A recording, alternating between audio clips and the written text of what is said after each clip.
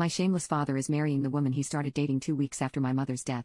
Now, he's bawling because I am going on a trip instead. My father is going to marry his girlfriend next week, a day before my cousin's birthday. My mother died 4 years ago and almost 2 weeks later my father was dating with that woman. I was grieving and I had to tolerate a total stranger in the house. My father told me that he met that woman at work. The doubt that she has always been my father's mistress is always in my head, but I don't know. I don't like her anyways. My cousin organized a trip to the beach, which will be last a week. It was given to her by my aunt and uncle because she won a scholarship overseas in a college. My aunt and uncle won't go to the wedding. Some of my other cousins won't go to the wedding to go to the trip too. My cousin arranged the trip entirely on purpose to ruin my father's wedding since my mother was her godmother. My father was mad at her, but my cousin told him that she's not going to cancel her trip for a second wedding, or in her literal words by text, "I'm much more interested in seeing the grass grow than in your wedding." He even cried, telling me that everyone is punishing him for finding love. I asked him if my mother wasn't the love of his life then, and he kept crying, saying that I don't understand because I'm too young. He says that every time I try to talk about something serious with him, even when I want to talk about politics or important things, it's his way of shutting me up.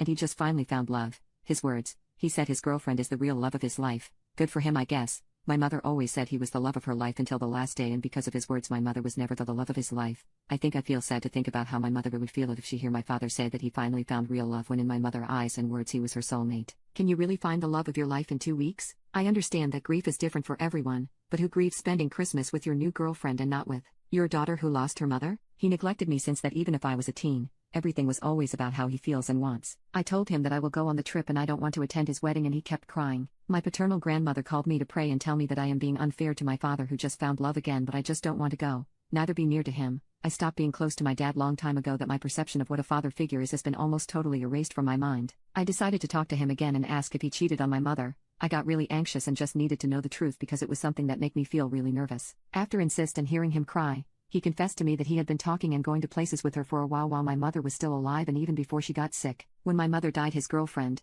at that time friend, approached him to comfort him. My father told me that it was the first time they had physical contact, but he always felt guilty about his friendship with that woman. I'm not very familiar with the subject, but I think it's what people call emotional cheating. I only know that he kept it a secret because he knew he was doing something bad. I asked him if he and my mother were having marital problems, and he said no, not at all. According to my father, his friendship with his girlfriend was something he planned to keep as a secret forever when my mother was alive and healthy. Father told me that he thought he loved my mother until he kissed his girlfriend and decided that we only live once, so that's why he took her home just 2 weeks later after my mom died and did everything he wanted with her. My father's logic was that his job gave him a week of mourning, so according to him, 2 weeks was enough mourning for me. I told him that while he fulfilled his fantasies I was alone in our home. I asked him that if he thought about cutting off contact with his girlfriend if my mother found out, and he said something like, "No, I wouldn't cut contact with his girlfriend's name. It was just an innocent secret and your mother never found out." I told him my mother would cut off his balls if she heard him say that, and he started crying again. But anyway, all of this doesn't change anything. The result is still the same. A father who neglected his daughter. I said a lot of things to him.